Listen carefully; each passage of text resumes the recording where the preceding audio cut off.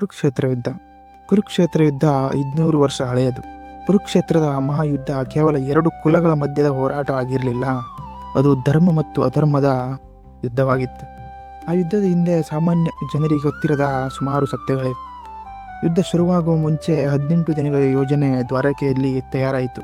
ಅದರಲ್ಲಿ ಮೊದಲನೇ ಸತ್ಯ ಏನೆಂದರೆ, ಯುದ್ಧದ ದಿನ ಮೊದಲೇ ನಿರ್ಧಾರವಾಗಿತ್ತು. ವ್ಯಾಸ ಮುನಿಗಳು ಮತ್ತು ಶ್ರೀಕೃಷ್ಣ ತೀರ್ಮಾನಿಸಿದ್ದರು, ಯಾವಾಗ ಚಂದ್ರನು ಕೃಷ್ಣ ಪಕ್ಷದ ಅಷ್ಟಮಿಯ ಬೆಳಕನ್ನು ಕುಗ್ಗಿಸುತ್ತಾನೋ ಅದೇ ರಾತ್ರಿ ಯುದ್ಧ ಶುರು ಮಾಡಬೇಕಂತ. ಯಾಕೆಂದರೆ ಅಂಧಕಾರದಲ್ಲಿ ಅಧರ್ಮ ಬಲಿಯಾಗುತ್ತದೆ. ಅಧರ್ಮ ಬಲವಂತರಾಗಿದ್ದಾಗ ಧರ್ಮವನ್ನು ಗೆದ್ದು ನಿಲ್ಲಿಸಲು ಸಾಧ್ಯ. ಎರಡನೇ ಸತ್ಯ ಏನಂದರೆ, ಯುದ್ಧಕ್ಕೆ ಮುಂಚೆ ದಿವ್ಯ ರೂಪದರ್ಶನ.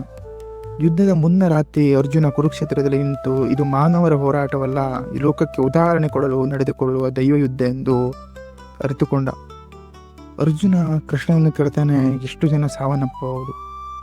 ಕೃಷ್ಣ ಅದಕ್ಕೆ ಉತ್ತರಿಸುತ್ತಾನೆ, ಈ ಮೈದಾನದಲ್ಲಿರುವ ಎಲ್ಲರ ಹಣೆಬರ ಮುಗಿದಿದೆ, ನೀನು ಯಾರನ್ನು ಕೊಲ್ಲುವುದಿಲ್ಲ, ನೀನು ಕೇವಲ ಸಾಧನ.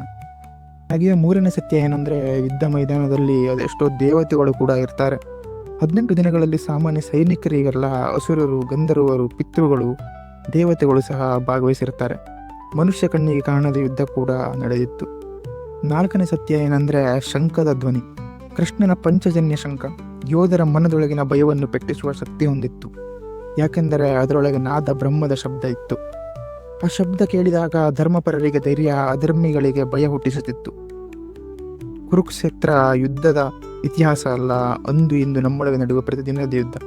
ಸತ್ಯ ಮತ್ತು ಸುಳ್ಳಿನ ಮಧ್ಯೆ ನಡೆಯುವಂಥ ಯುದ್ಧ, ಧೈರ್ಯ ಮತ್ತು ಭಯದ ನಡುವೆ ನಡೆಯುವಂಥ ಯುದ್ಧ. ಅಧರ್ಮ ಎಷ್ಟೇ ದೊಡ್ಡದಾದರೂ ಒಬ್ಬ ಸತ್ಯದಲ್ಲಿ ನಿಲ್ಲುವವನ ಹೃದಯದ ಬೆಳಕು ಆಕಾಶವನ್ನೇ ಗೆಲ್ಲಬಹುದು.